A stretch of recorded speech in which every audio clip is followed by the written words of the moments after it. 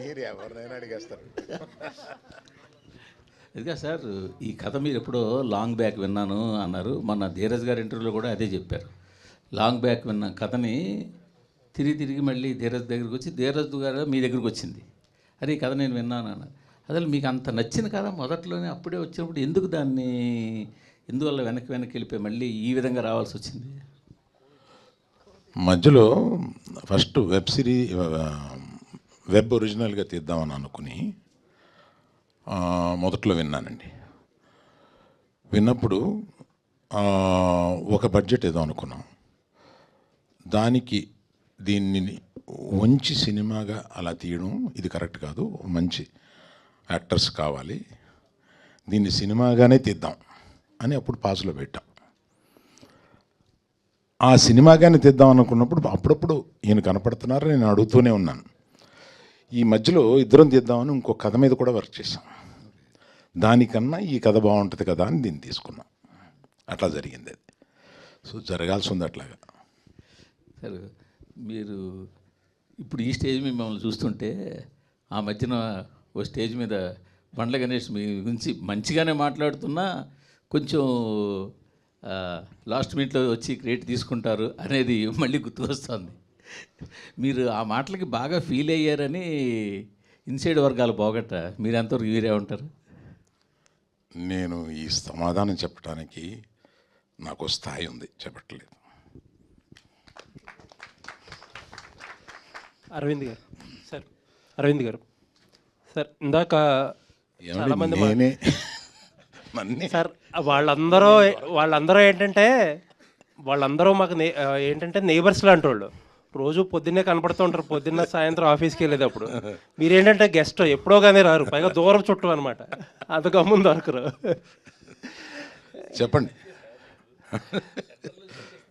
సీట్లన్నీ వేసారు, నేను centre seat తీసుకున్నాను. సార్ అది గీతార్ట్స్ అంటే 50 years లెగసీ.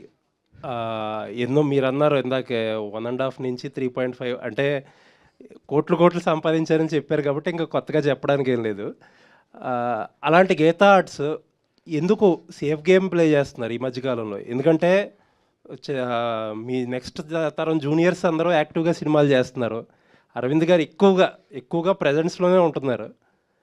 రిస్క్ తీసుకోవడం అంటే ఇప్పుడు కూడా చాలా యాక్టివ్గా ఉంటారు, బట్ రిస్క్ తీసుకోవడానికి ఇప్పటికి అరవింద్ గారు భయపడుతున్నారంటే మీరు రిస్క్ని నిర్వచించండి సార్.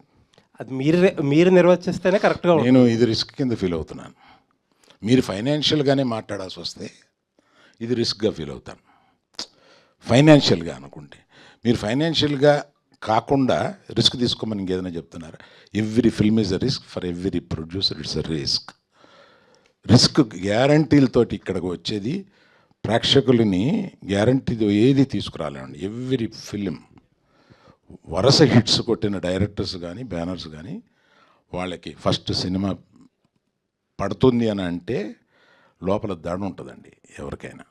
సో రిస్క్కి నిర్వచనం వేరువేరుగా ఉంటుంది. అంటే మీరు స్ట్రైట్గా 400, 500, 600 కోట్లు పెట్టి మీరు ఎందుకు సినిమా తీయటం లేదు అనే ప్రశ్న ఉంటే అది స్ట్రైట్గా అడగండి. సరే చెప్పండి సార్, అలాగే చెప్పండి. మళ్ళీ మీకు కాదు, ఇంకోళ్ళకి ఇద్దాం. లేదు చెప్పండి, చెప్పే కదా వేరే వాళ్ళకి ఇస్తా బైక్.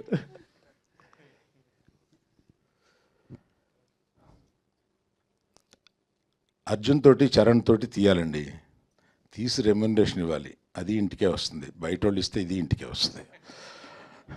నాది నేను ఇచ్చుకోవడం కన్నా బయట వాళ్ళు తీసుకుని బయట వాళ్ళు డబ్బులు కలెక్ట్ చేస్తే బాగుంటుంది అనుకుంటున్నారు. Right sir, thank you. Aravind garu, మీరు ప్రమోషన్లో ఉన్నారంటే ఏదో రకంగా దాన్ని వైరల్ చేస్తారు. కాకపోతే ఒకటి మాత్రం మిస్ అవుతున్నాము. ఈ ప్రమోషన్స్లో ఎక్కడా కూడా మీ డ్యాన్స్ చూడలేకపోయాం మేము. రష్మిక ఉంటే చేసేవాడిని. అయితే మీ బ్యానర్లో నెక్స్ట్ అల్లు అర్జున్ గారిది సరైనోడు 2 అని చెప్పేసి ఒక వార్త హల్చల్ చేసింది. సో ఇందాక ఇప్పుడు మీరు అన్నారు కదా బయట వాళ్ళతో చేయాలనుకుంటున్నానని చెప్పి, బట్ ఆ సినిమా మాత్రం ఖచ్చితంగా గీతార్ట్స్లోనే జరిగే అవకాశం ఏమైనా ఉందా? ఆ సినిమా అంటూ తీస్తే గీతార్ట్స్లోనే జరిగే అవకాశం ఉందండి.